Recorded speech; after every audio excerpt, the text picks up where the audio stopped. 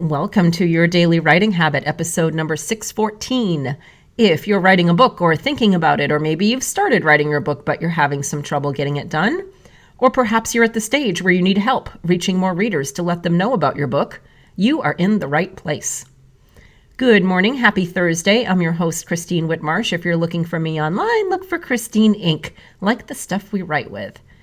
Each day, I'm sharing with you the writing habits I've learned over my 19 years as a ghostwriter, book coach, and author.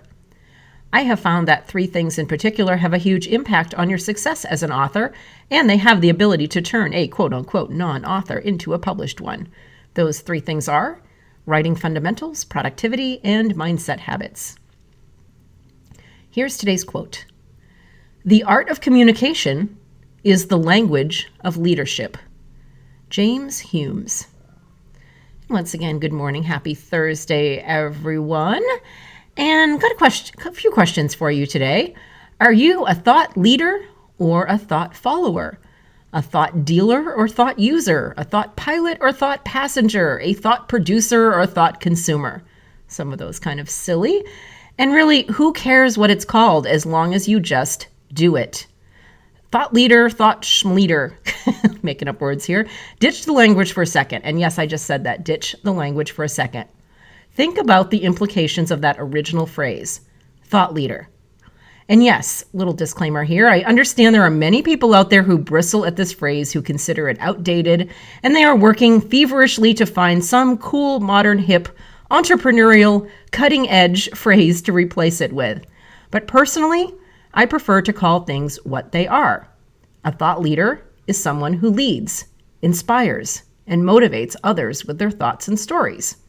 And I don't see anything wrong with calling it that. Nobody said thought dictator, they said leader. It's fine. So we don't need to keep overcomplicating some of the entrepreneurial language as we do sometimes.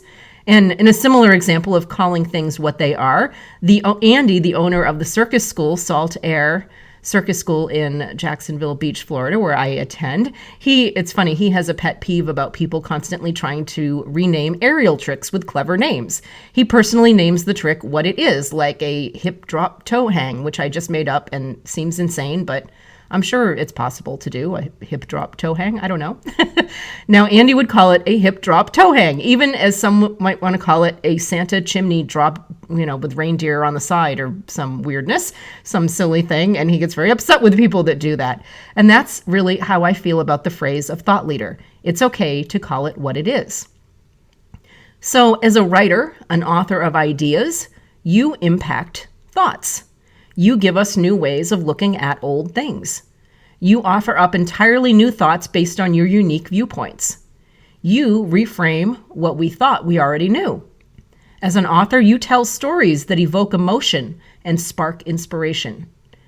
You do this with the words in your book and with all the words you produce to promote it. All that content, those conversations I was talking about earlier this week. You do it in your emails, your blog posts, your social media content, speeches, products, media talking points, podcast appearances, news articles, all sorts of things.